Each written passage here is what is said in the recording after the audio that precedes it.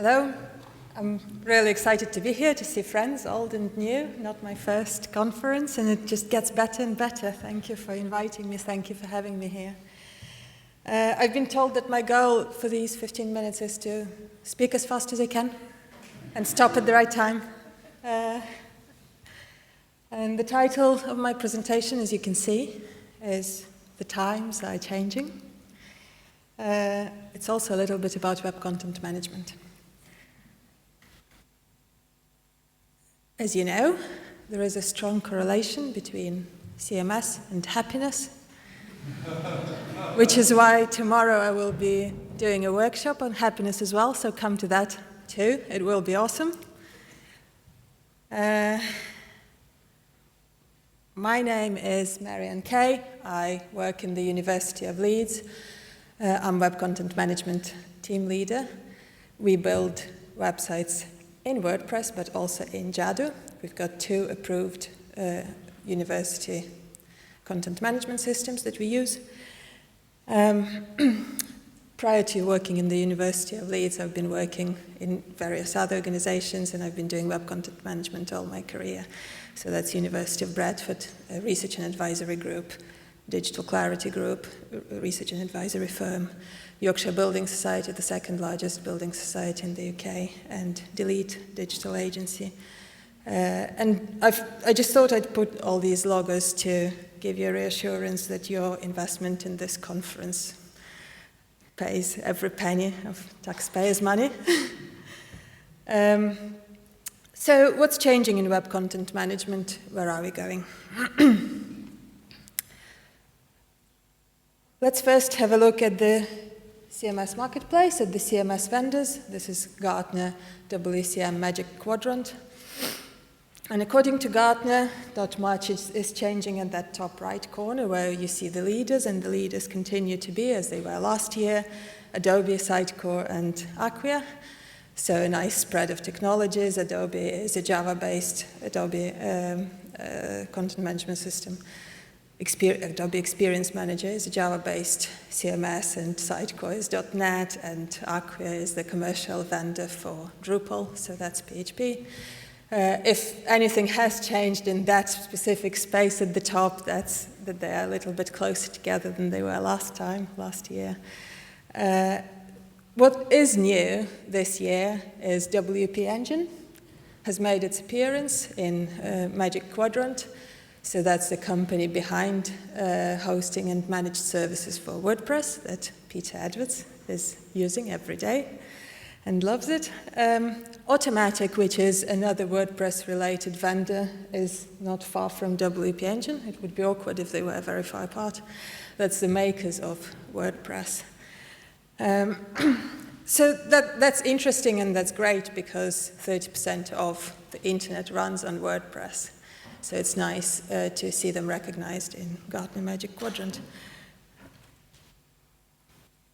Another well-known research and advisory firm is Forrester, as you know. So IT departments tend to favor Gartner, and marketing departments tend to favor Forrester. If you look at the top, then once again, it's exactly the same top 3 leaders, Adobe, Sitecore, and Acquia, rather close together. Here, what I would like to mention, again, that's a newcomer and an interesting vendor that appears here for the first time, is Contentful. And Contentful is the API-first, headless, backend-only CMS. So that's really interesting. Also, just a quick note that Forrester actually, as a report and as a chart, is a little bit less static than Gartner. Gartner is just that Magic Quadrant with all those vendors placed somewhere.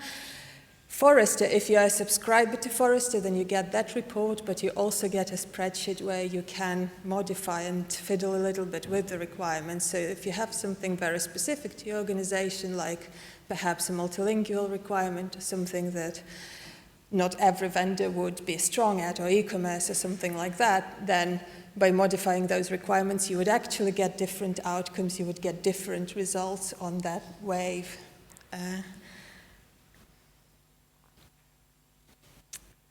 If we consider higher education industry, higher education vertical, and CMS vendors that are prominent in this space, then we all know that there are some very prominent, very popular vendors that are nowhere to be seen, neither on Gartner nor in Forrester reports. Vendors like Terminal 4 and Zengenti. And that's because of the inclusion criteria for both of those reports. It's useful to know that it's an interesting picture. It's useful to know about those reports, but it's not the full picture. It doesn't include everything. So somebody like Terminal 4 or Zengenti, both of them, and equally similar vendors in the US, like Ingeniox or OmniUpdate, the higher education specific vendors that only work in this vertical, they don't pass the evaluation criteria. They don't work in more than one vertical. Sometimes they don't also work in more than one geography, like the main geographies in the world, like North America's and Europe and some others in Australia and so on. And one of the minimum criteria is also for Gartner, it's 17 million revenue, which again is substantial. So for most vendors, it does take years to get into those reports, and some of them never get there, and that's also fine. This slide is a page from my website, my blog, marianne.com, and I just list all the universities in the UK and which CMS they're using, so you might see yourselves and the CMS that you're using there. And if you look at that, then the most popular CMS vendors here in the higher education industry are Terminal 4, Zengenti, Drupal, and Sitecore, actually, interestingly. In terms of the content production, I really like content maturity model because I think it helps us to articulate that good quality content requires skill and good processes.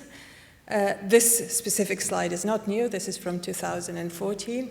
What I think is new in the area of writing good quality content is that engagement is now more favored than metrics than reach. So we are moving away more and more from just high traffic views and more into what is it that people are actually doing, conversions and engagement, what is actually happening.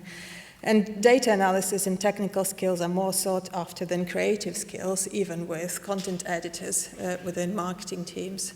That's interesting. Everyone is expected to know how CMS works and how that content fits into the picture and what kind of results we're expecting to get if we produce more content of that type, of that kind.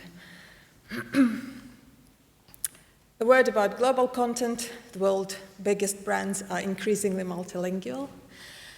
In the past, there was this notion that if you want to be global, you have to write in English. And to this day, English continues to be the most popular language online on the internet, and it's also the most popular second language in the world. And still, despite this, only 25% of all internet users speak English. So you're only reaching some of the audience, not all of the audience. And 60% of users wouldn't purchase from a website that's not in their native language. They might look at it, they might be curious, but something like a purchase is quite a commitment that wouldn't normally happen. And if you wanted to reach quite a lot of people in the world, like 90%, then a web page in 23 languages will reach 90% of the audience.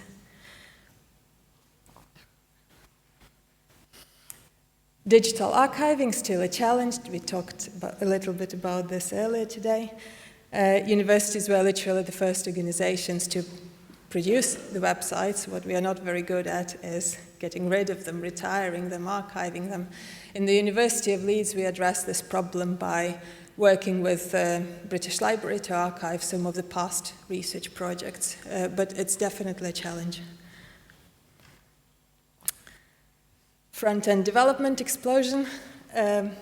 This is a hard time for To be a front-end developer in the past, I think it was considered an easier job, so to speak, to be a front-end developer in comparison to back-end developers who need to deal with all the complexity of databases and object-oriented programming and all kinds of things. But at the moment, front-end development is extremely complex and quite fragile, quite difficult to keep in a stable state. So that's why investment and attention is more necessary than ever before.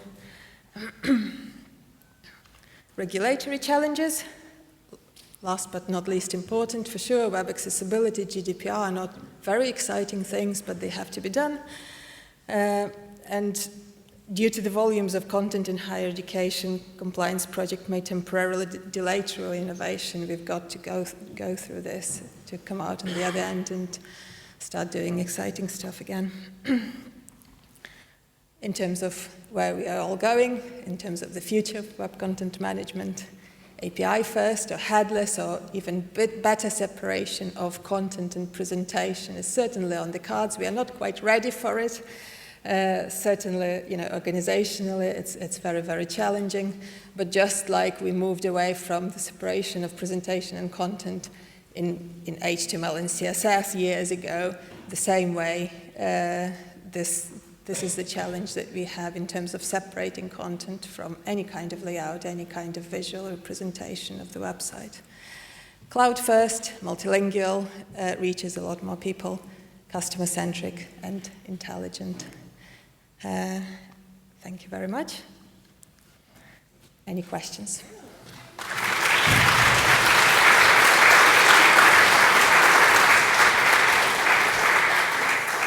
Cool, we'll try and squeeze in one question while I get to my last slide, and then you are all free to go. But I've got just a couple of notices before you go. So has anyone got one quick question for Marianne while I switch everything over? Anything on Slido? Anything on Twitter? No. I'm going to ask you a question. What's your favourite CMS, Marianne? Have you got one?